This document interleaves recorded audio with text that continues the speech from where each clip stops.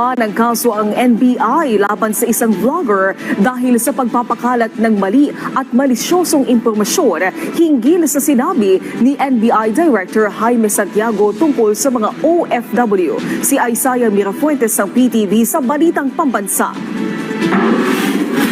Pagdating pa lang sa NAIA, aarestuhin na namin sila. Mga nandito sa Pilipinas, arestuhin namin. Yung mga nasa abroad, we will file case, hindi na sila makakauwi dito.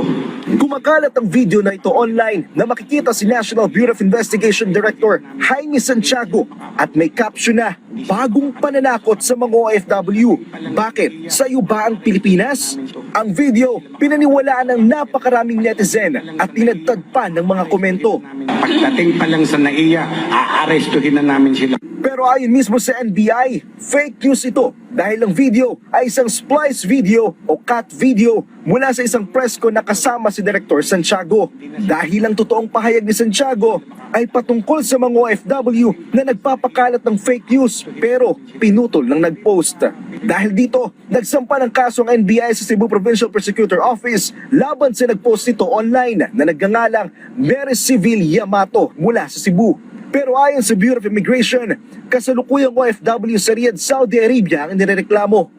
Binago niya yung video, magaling pagkagawa eh. Binago niya yung splice video yung ginamit niya.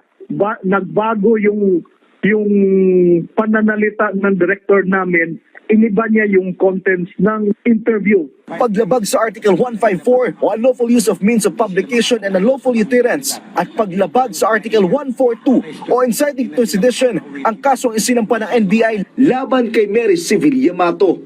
Hanggang sa ngayon, hindi pa rin naalis na nagpost ang video na ito sa kanyang TikTok account. Nanindigan ng NBI, nakaisa sila sa pagpapahinto ng pagkalat ng mga peking balita online. Mula sa PTV, Isaiah Mirafuentes, Balitang Pambansa.